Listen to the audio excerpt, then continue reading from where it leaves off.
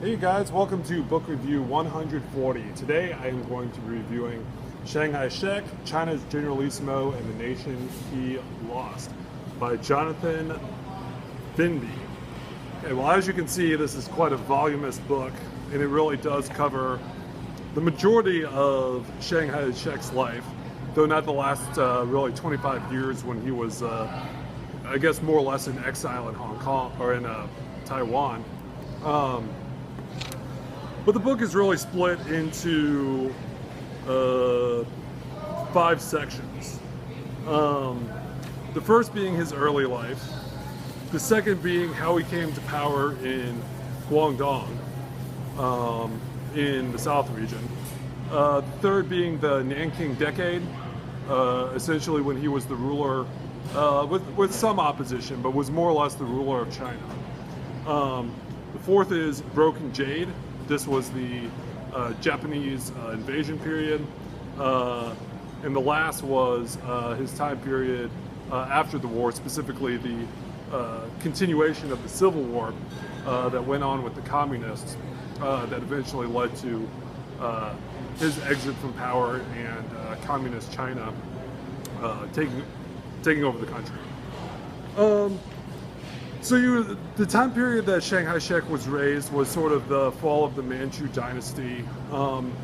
His family was from a middle-class salt-selling family. His mother lived much longer than his father. And essentially when his father died, the family became somewhat destitute. And Shanghai never forgot that. Chiang Kai-Shaek never forgot that. And kind of the discipline that his mother instilled with him in the harsh times. And sort of the lack of forgiveness that he learned in his childhood, I really feel played a part in his later life. Let's see. Some of these early parts.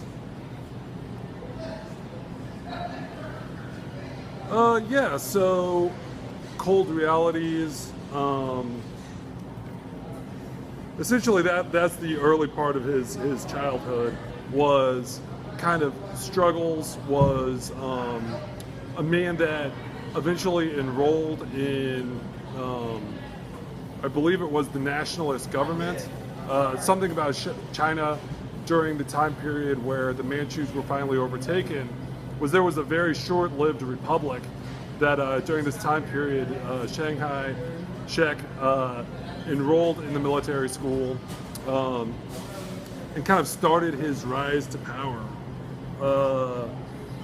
He was a sort of, throughout his entire life, but particularly during this time period, was a very erratic personality, but it was sort of, he had sort of like a dualistic personality in that he was very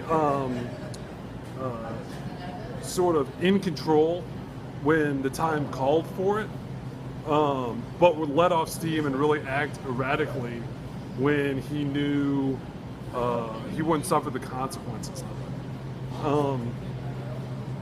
He was known for his temper tantrums, but at the same time also playing the cool hand when among rivals, if you will. So he enrolled in the native army of the nationalists, then had some further training in Japan, which I feel really solidified his feel that the nation needed to advance, to modernize, its military needed to modernize, which was a goal his entire life, but ultimately because of the way that he had some short-sightedness in achieving these goals, he was never able to quite achieve it, or at least he did achieve certain aspects of it, but was never able to quite unify the country in order to truly be its ruler, if you will. There was always these spot fires that he was putting out, but I'll get to that later. So basically what happened after this short republic was Yukai, I believe, and I should really go to the list of characters that are in here.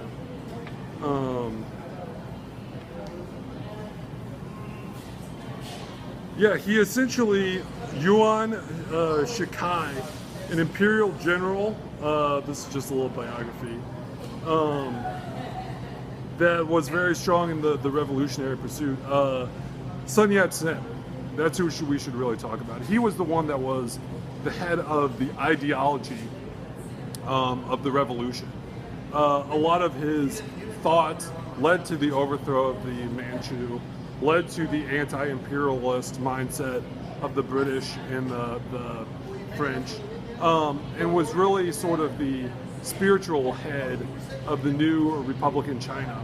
But unfortunately, he was not a very good military leader and was not very good with dealing kind of with the day-to-day politics of ruling a nation. So he stepped down to this Yuan Shikai, who, although a very accomplished military general and able to sort of engage in the more day-to-day politics better than Sun Yat-sen, was ultimately failed. And this was, I think, largely because China was just splitting up. You know, something about China is they're very diverse, and without the heavenly mandate of the imperial rule, if you will, there was just too much diversity, and it ultimately split into a warring state. So this is when we get to the 1920s, so the warring states period. We have different generals. You have a nominal government in Peking that later under the nationalists was moved to Nanjing, that kind of dealt with the diplomatic end of it, but really had no power outside of Peking, or what is now known as Beijing. Warlords ruled various provinces, everyone from the dog meat general to the philosopher general to the model governor to the Christian general to the old marshal to the young marshal to the Hakka general. The reason I'm kind of just going through this is to illustrate how diverse it was. Well, where did Sun Yat-sen and his nationalists that were the ideological base for the establishment of the Republic, where were they able to thrive even after the country split up? Well, it was in Guangdong. Not Hong Kong, because that was still owned by the British, but what is known as Canton, what was later known as Guangzhou, the Cantonese region. Now, these people were about as far from the capital as can be, from the heart of power. The historical rule was either along the Yangtze with its economic base, essentially the Yangtze was the economic base of the country, or in Peking, which was the political, in more or less since the 1200s, was the imperial rule was the height of political power, was where all the diplomats were. But what Guangdong did have, even if it wasn't on the scale of the Yangtze River, was it had a large population that was willing to mix it up. You know, something they say about people in Guangdong is they're never straightforward, but there's a lot of momentum that goes on. And interestingly enough, post-revolution, that's essentially been the area where there's been the largest economic boom in manufacturing. It's an area of contrasts. It's an area that's far from influence, but has its own influence. It doesn't have the same language as the rest of the country. So it's a good place to kind of hide away while all these generals in the rest of the country played out for the political throne. Now, if Chiang Kai-Shaek sometimes had short-sighted political views, the political views of the warlords must have been an inch. I mean, it was a real politic to the max. It was, how can we exploit the people in order to gain resources to feed our army, to defeat the general that's next to us? Okay, so although it took quite a long time in Guangdong for power to consolidate, and something interesting about the nationalists in Guangdong is even there they had opposition. They had opposition from without, such as the Hakka general. They had opposition from within, in terms of splits, philosophical divides within the Kuomintang, as well as like local rulers, if not quite warlords, local rulers that kind of were not looking at the big picture, were largely looking at their own interests. But eventually, Chiang Kai-Shaek consolidated all this. I believe it is Wang Zhenghui was a person that he overcame, was an early person within the nationalists. He Jumong, let me get that wrong. He Ying Qin, yes, was another person that he overcame in terms of outmaneuvering for politics, some being to the left, some being to the right. Something interesting during the Kuomintang during this time period was their greatest rivalry that would eventually overtake the country. The communists were actually part of the Kuomintang, part of Sun Yat-sen's doctrine, nationalism, self-rule, or democracy, kind of self-rule democracy. So nationalism, self-rule, democracy, will of the people, betterment of the people. This largely entailed the communist, the liberal, and even more so the communist wing of the party, or at least that's what later communist leaders would have you believe.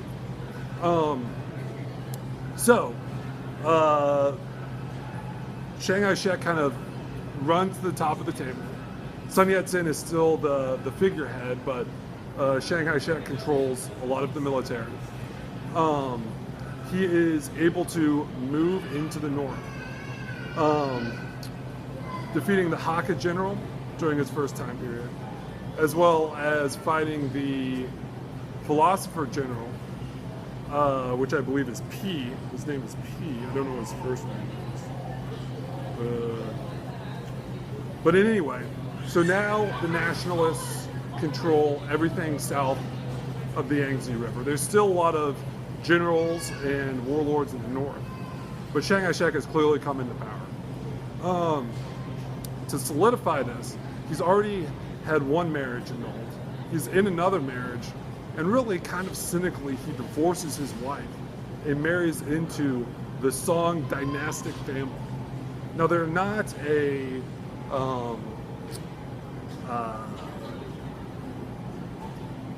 emperor, they're not emperors, they're not, but they do control huge amounts of money, a large amount of the economy.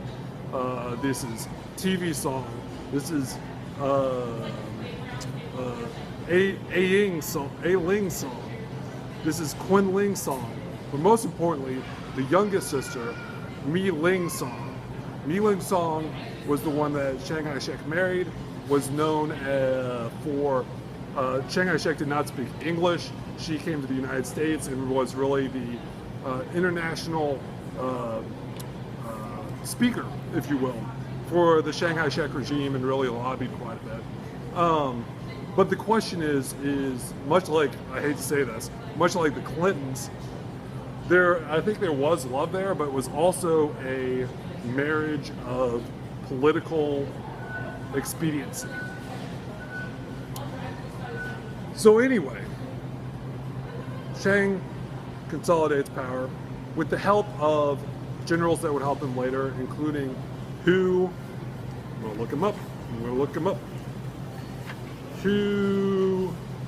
Zongman, the leader of the north, as well as the Guangxi clique, which were very, very important. Guangxi being right next to Guangdong. Xi, I believe, meaning west, Guang meaning east. They went, and now they've conquered. But unfortunately, this is when the split starts to occur. In 1920, Sun Yat-sen had died, so the figurehead of the party that kind of kept all this together had died.